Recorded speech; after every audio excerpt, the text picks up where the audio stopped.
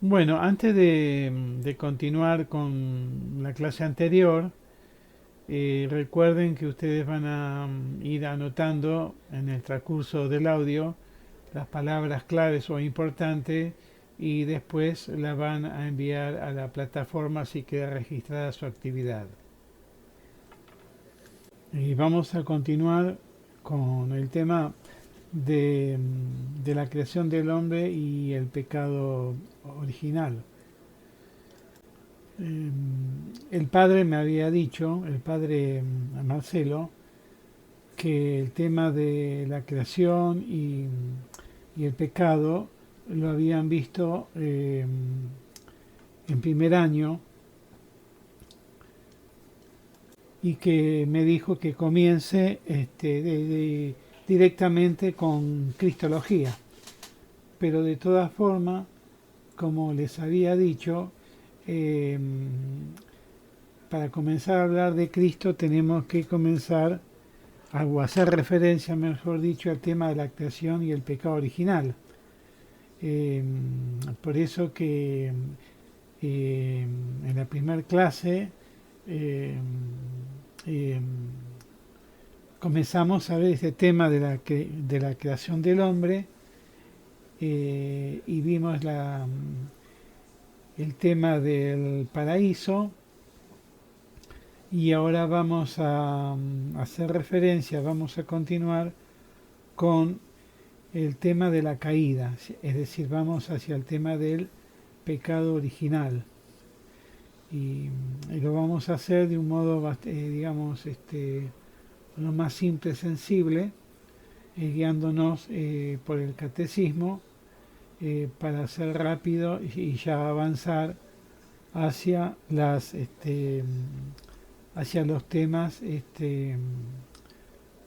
cristológicos, aunque digamos el tema de la creación y el pecado entran dentro del tema cristológico, ¿verdad? Bueno, el misterio de la caída, como se llama, de la caída del hombre, en primer lugar se ilumina desde el misterio de salvación, es decir, ¿no es cierto?, desde Cristo. El misterio de Cristo y su sacrificio por toda la humanidad como nuevo Adán ilumina, ¿no es cierto?, la realidad de Adán y las consecuencias que tuvo para toda la humanidad. Es decir, como va a decir San Pablo, si por un hombre entró el pecado al mundo, por el nuevo hombre Jesucristo, el segundo hombre, el nuevo Adán, entra la salvación al mundo. Por otra parte, ¿no es cierto? El pecado es una realidad, está presente en toda la historia del hombre. Pero para intentar comprender lo que es el pecado, es necesario partir del vínculo que tiene el hombre con Dios. Digamos, porque fuera de esa relación, el pecado no puede ser descubierto como oposición y rechazo justamente a Dios. La realidad del pecado, como decíamos, y del pecado original solo se esclarece a la luz de la revelación divina, como un rechazo y un abuso de la libertad del hombre. Eso, desde el punto de vista de esta revelación, el pecado y el mal no es consecuencia, digamos así, de un defecto de crecimiento del hombre y debido a sus limitaciones. Tampoco se debería a su debilidad psíquica, tampoco simplemente a un error fundado en que el hombre es un ser limitado y es criatura. Y tampoco eh, tampoco tiene su origen en, en, debido a las estructuras de injusticia de todo tipo que llevaría al hombre al pecado y al mal.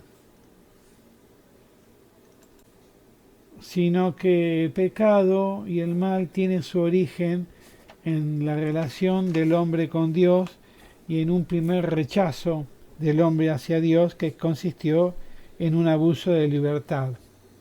Y en este sentido, el pecado original es una verdad esencial a la fe.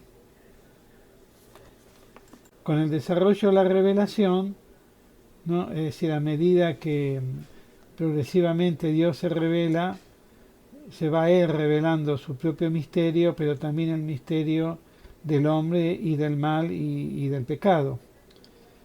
Aunque es evidente que el pueblo de Dios en el Antiguo Testamento eh, tenía conciencia de la condición humana a la luz del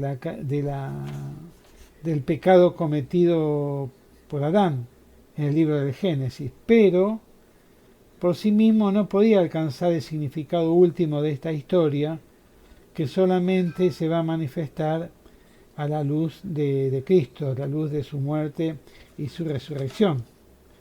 Por eso es necesario conocer a Cristo como fuente de gracia para conocer a Adán como fuente del pecado. Por eso decíamos, hablábamos del paralelismo de San Pablo cuando dice, establece un paralelismo entre el primer Adán, y el segundo Adán, que es Cristo. Por el primero entró el pecado el mundo y el mal en el mundo y la muerte, y por el segundo, el nuevo Adán, entró la gracia, la vida eterna y la salvación del mundo. Por eso el catecismo nos dice que la doctrina del pecado original es el reverso de la buena nueva de que Jesús es el Salvador de todos los hombres y que todos necesitan la salvación y que esta salvación es ofrecida a todos gracias a Cristo. Y dice, continúa, la Iglesia, que tiene el sentido de Cristo, sabe bien que no se puede lesionar la revelación del pecado original sin atentar contra el misterio de Cristo. Es decir, como yo le dije en la primera clase, de por qué empezábamos por la creación del hombre y el pecado original. Porque hay una estrecha e íntima relación, una relación, digamos, esencial entre el pecado original y la encarnación de Cristo. ¿Por qué? Porque el Hijo de Dios se hace hombre para como hombre reparar la ofensa de Adán y volver a reconciliarnos con Dios y volver a restablecer el plan divino de salvación que Dios tenía para con el hombre. En cuanto al relato de la caída, que está en el tercer capítulo, es decir, en el Génesis 3, el autor utiliza imágenes que relatan un acontecimiento primordial, y esto es importante, histórico. Es decir, imágenes, ¿no es cierto? Tenemos el árbol de la ciencia del bien y del mal, que Adán no debía comer, el árbol de la vida, tenemos, antes teníamos el paraíso, también la serpiente, etcétera. Es decir, utiliza recursos propios de su tiempo,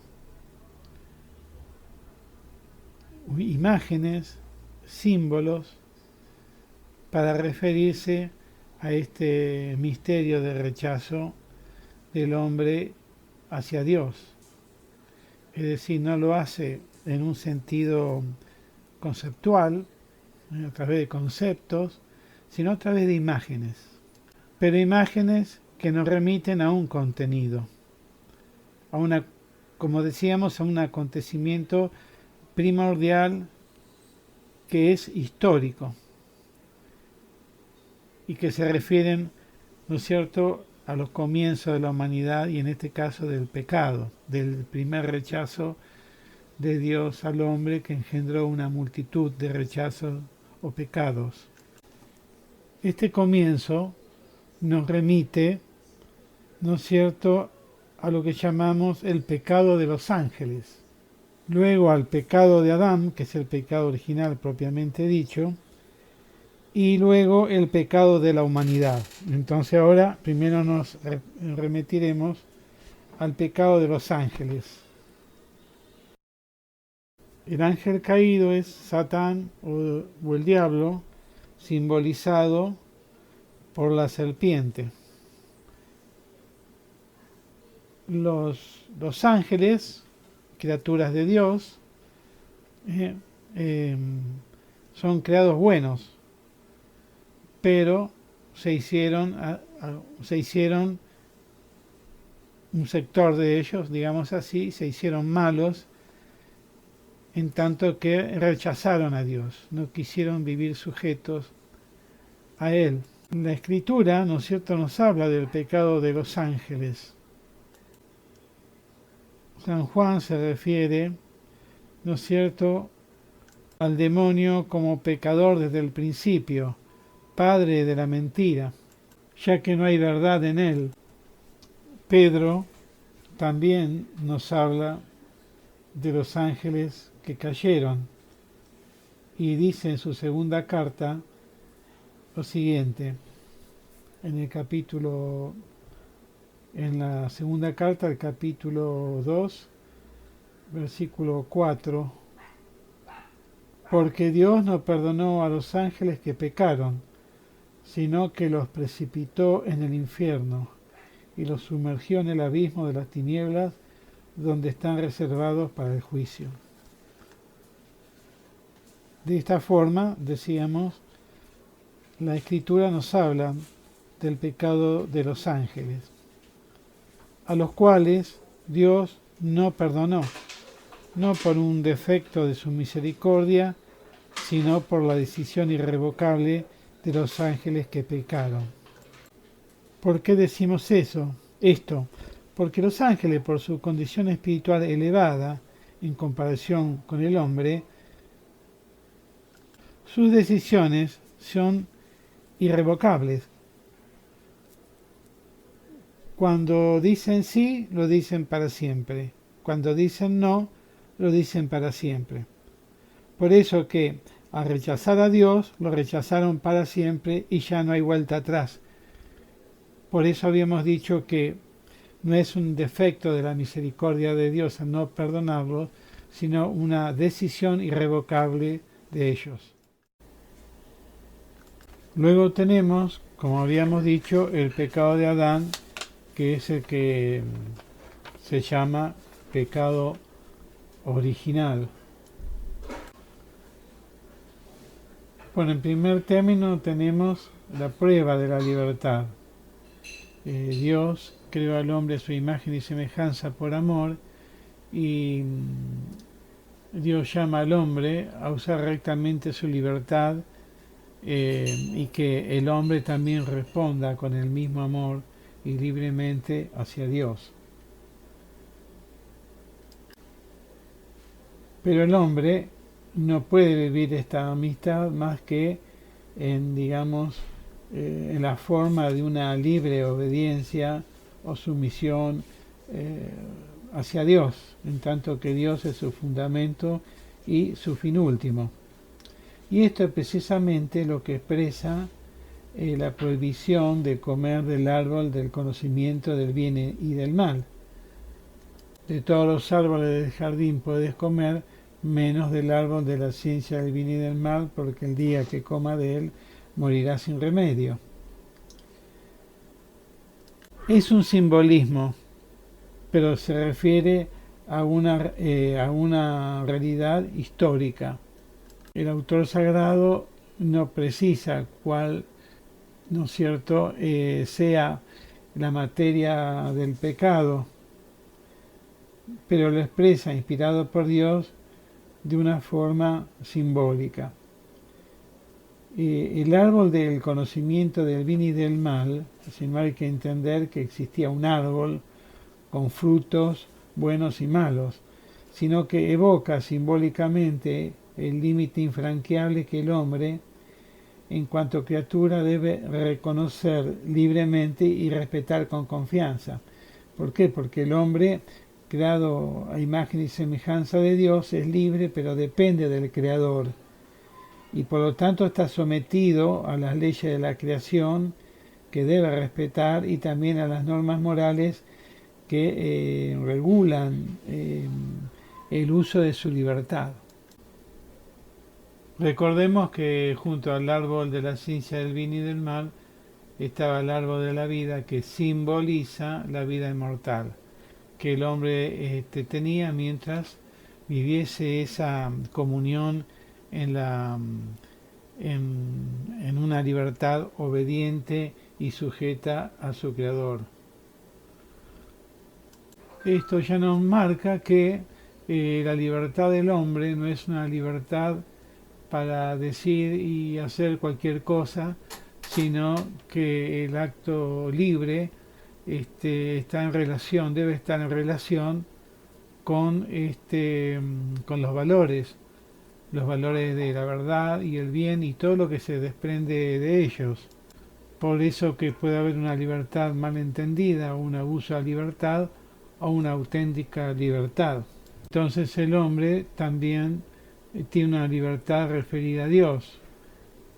Dicha libertad debe tener en cuenta a Dios como sus fundamentos y su fin último, y las, como habíamos dicho, sometido a las leyes de la creación, ¿no es cierto?, en general, y a las normas morales que regulan el uso de la libertad, y que están inscritas por Dios en el corazón del hombre, y que el hombre, gracias a la razón, que es un don también de Dios, puede descubrir, ampliar y profundizar, como ha hecho a lo largo de la historia. Entonces aparece, ¿no es cierto?, el tentador, que es esa serpiente que tiene un objetivo, que el hombre rechace a Dios. Así que ahí tenemos, ¿no es cierto?, al tentador, que como dijimos es el ángel caído, es el ángel caído. ¿Y cuál es el objeto de la tentación? Bueno, ser como igual a Dios, conocedor del bien y del mal.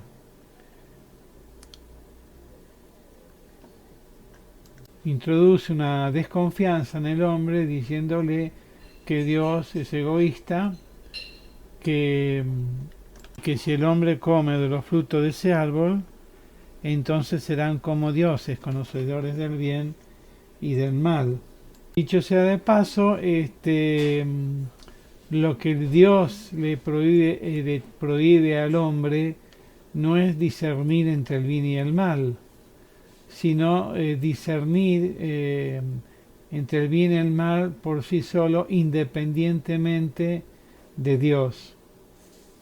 Porque es Dios, como hemos dicho, que crea las leyes de la creación y también las normas morales que van regulando el uso de su libertad. Entonces, luego el hombre, tentado por el diablo y abusando de su libertad, desobedece el mandamiento de Dios. Debemos tener siempre presente, porque esto se repite siempre, ¿no es cierto?, por un lado los simbolismos, pero por el otro lado lo que los simbolismos significa, que es lo que nosotros debemos comprender y no confundir, ¿no es cierto?, y entender literalmente lo que no debemos interpretarlo literalmente. Tal es el caso, ¿no es cierto?, del árbol de la ciencia del bien y del mal, como si ese árbol concretamente existiera, o el árbol de la vida. Existen, el árbol de la ciencia del bien y del mal existen, pero son simbolismo de hecho de eso que hemos dicho anteriormente. ¿Qué expresa? ¿Qué quiere expresar? Que el hombre es criatura y debe reconocer libremente y respetar con confianza. Eso evoca simbólicamente el árbol de la ciencia del bien y del mal, como el árbol de la vida hace referencia a la inmortalidad. Comer del fruto de ese árbol significa el acto de desobedecer a Dios y por lo tanto cometer el pecado. Tampoco debemos hablar de manzana porque esa es una representación posterior, artística, del fruto del árbol, pero en ningún momento se habla de manzana porque se habla de fruto, porque se está hablando en un sentido y en un sentido, perdón, en un sentido simbólico. Entonces yo no puedo responder solamente que si hago una pregunta en qué consistió el pecado original en comer la manzana o comer el fruto, o en todo caso respondo en el comer el fruto del árbol de la ciencia del mal, que se refiere, que simbólicamente se refiere a que el hombre está llamado a respetar la comunión con Dios como fundamento de su libertad, o me dicen porque que evoca simbólicamente el límite infranqueable que el hombre debe reconocer libremente y respetar con confianza.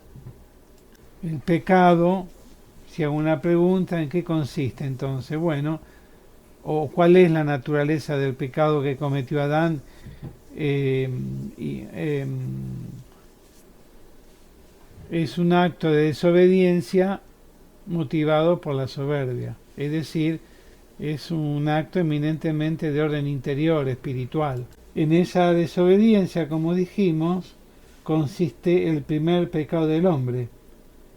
Y dijimos también, en adelante, todo pecado será una desobediencia a Dios y una falta de confianza en su bondad.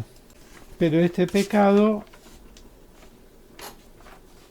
como habrán visto en primer año, no queda solamente en Adán, sino que se va a transmitir a toda la humanidad. Y este es el tercer punto que habíamos dicho en relación con el pecado de origen, es decir, el pecado de la humanidad.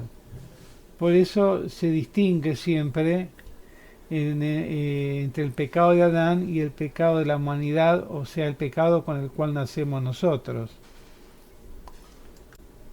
A Adán se lo llama pecado original originante, y en nosotros, que también se llama pecado original, lo es pecado original originado. Este consiste, como afirma San Pablo, ¿no es cierto?, en que por la desobediencia de un solo hombre, todos fuimos constituidos pecadores, es decir, el pecado de Adán tiene una consecuencia universal. Como por un solo hombre entró el pecado en el mundo y por el pecado la muerte, y así la muerte alcanzó a todos los hombres por cuanto todos pecaron en Adán. Esto no lo termina de decir así San Pablo. La interpretación, ¿no es cierto?, de la Iglesia, de las Sagradas Escrituras a la luz y también de la Sagrada Tradición, interpretan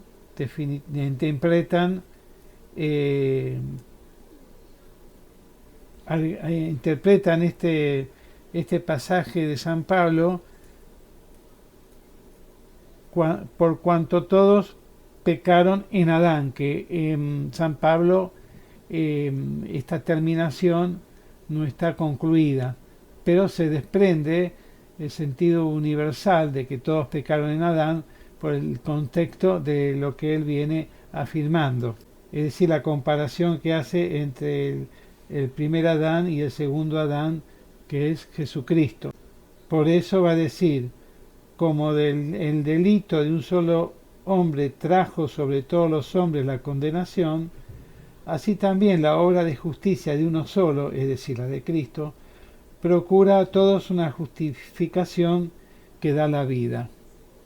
¿Cómo entonces, porque esta es la pregunta que nos podemos hacer, el pecado de Adán vino a ser el pecado de todo el género humano? Se podría decir, siguiendo a Santo Tomás, que todo el género humano es en Adán como un cuerpo único de un único hombre. Entonces, por esta unidad del género humano, todos los hombres están implicados en el pecado de Adán, como después todos estarán implicados en la salvación de Cristo. Indudablemente estamos ante un misterio y forma parte del plan de Dios, pero sabemos, digamos, por la revelación, que Adán había recibido la santidad y la justicia original no solo para él, sino para toda la naturaleza humana. Así como se hubiera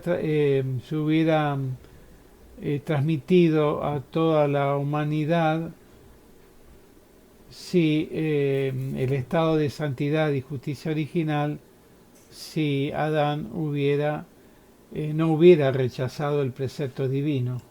Claro que hay que atender a una diferencia que ya la establecimos cuando dijimos que el pecado original en Adán es originante y el pecado original con el cual nacemos nosotros es originado. Por eso, ¿qué decimos? ¿Por qué? Porque muchas veces la gente se pregunta por qué bautizar a los chicos recién nacidos de tan pequeño. ¿Qué pecado pueden haber cometido ellos si no tienen la plenitud de conocimiento, de conciencia y libertad? En realidad los niños no pueden cometer ningún pecado personal. Lo que tienen es que nacen con una naturaleza privada de la gracia original por culpa de Adán, como hemos visto. Por eso, en ellos el pecado original no es algo cometido como en el caso de Adán, sino contraído o heredado. En Adán es un acto personal y exclusivo de él, y en nosotros no es un acto, sino un estado de la naturaleza privada de la gracia original por culpa de Adán. Por eso repetimos, en Adán es cometido y en nosotros contraído o heredado.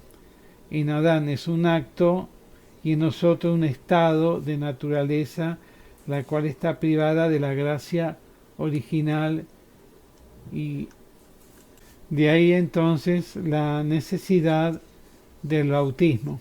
Y ya desde que el hombre, los primeros minutos o los primeros tiempos que el niño nace. El bautismo, en tanto que es la aplicación mística de la redención de Cristo, de su muerte y resurrección, por el cual, ¿no es cierto?, en Cristo morimos al pecado y en Cristo renacemos a la vida nueva de hijos adoptivos de Dios, no es sino la realización de la promesa de salvación que es promulgada por Dios después del pecado de Adán y como una promesa de salvación. Primero maldice a la serpiente y luego le dice al hombre y a la mujer eh, pondré enemistad, le dice a la serpiente, pondré enemistad entre vos y la mujer, entre tu descendencia y su descendencia. Ella te aplastará la cabeza y tú le acecharás el talón, anunciando así un triunfo definitivo sobre la descendencia de la mujer sobre el demonio. Esa mujer hace alusión a María y su descendencia a Cristo. Pero también el pecado original tiene una dimensión estructural, es decir, las consecuencias del pecado original y de todos los pecados personales de los hombres confieren al mundo en su conjunto una condición pecadora que puede ser designada con la expresión de San Juan como pecado del mundo. Con esto se quiere indicar también la influencia negativa que ejercen sobre las personas estructuras de orden comunitaria, social, económica, estructuras de injusticia, que justamente son fruto de los pecados de los hombres. Pero surge la pregunta, ¿no es cierto?, ¿por qué Dios no impidió que el primer hombre pecara? El catecismo entonces nos responde: la gracia inefable de Cristo nos ha dado bienes mejores que los que nos quitó la envidia del demonio. Esto lo responde San León Magno. Y Tomás de Aquino afirma: nada se opone a que la naturaleza humana haya sido destinada a un fin más alto después del pecado. Dios, en efecto, entonces permite que los males se hagan para sacar de ellos un bien mayor. Por eso San Pablo nos dice que donde abundó el pecado, sobreabundó la gracia. Pero también podemos agregar lo siguiente: cuando Dios crea al hombre, ve todo en un solo acto. Ve el pecado y ve también la salvación. Al crear libre al hombre, el hombre tenía esa libertad de decidir frente a Dios. Y Dios, en su conocimiento eterno de las cosas, que las tiene presentes en un solo acto, ve todo, como dijimos, ve la creación, ve la respuesta negativa del hombre, pero también ve la salvación, que será instrumentada, ¿no es cierto?, por la venida y la encarnación de su Hijo, la cual nos dará gracias mayores aún que la gracia que había concedido a Adán. Por eso San Pablo nos va a decir: donde abundó el pecado, sobreabundó la gracia. O Tomás de Aquino, que nos dice: si Dios permite los males, los permite en orden a sacar de ellos un bien mayor. Así, por el sufrimiento de Cristo y su muerte, Dios produce, digamos así, la resurrección de su Hijo. De ahí que todo mal y todo pecado en Cristo sea perdonados y nos conceda la vida eterna y bienes aún mayores de los que había concedido a Adán.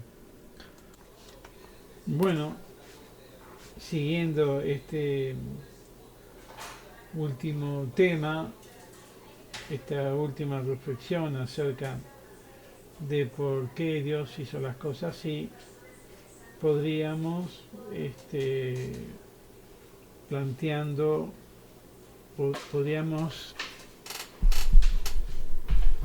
podríamos plantearnos lo siguiente: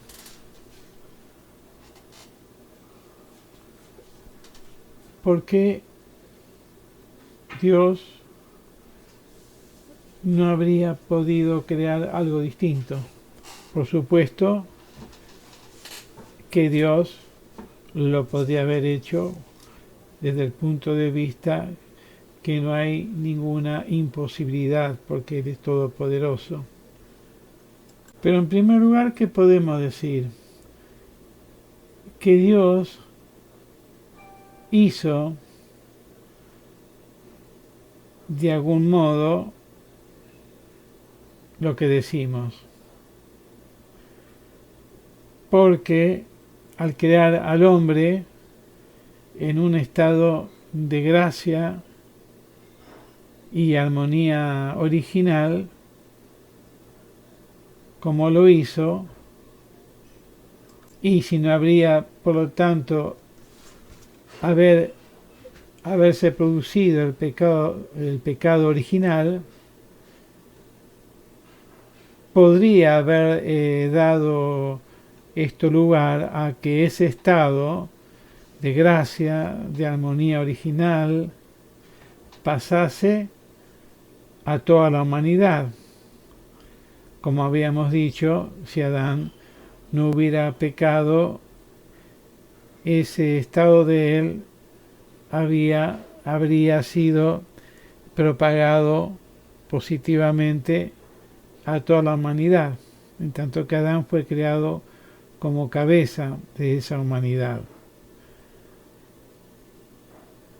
Es decir, ese estado de armonía original hubiese pasado a toda la humanidad, de modo que ésta, digamos, hasta la venida de Cristo, que igualmente iba a acontecer, porque tenemos que entender que Adán fue creado, como dice San Pablo, fue creado como figura de aquel que debía venir, el segundo y definitivo Adán. De este modo, la humanidad hubiera encarado el dominio del mundo desde una base, podríamos decir así, más elevada, y aguardando de esta forma, en esta condición elevada, la consumación.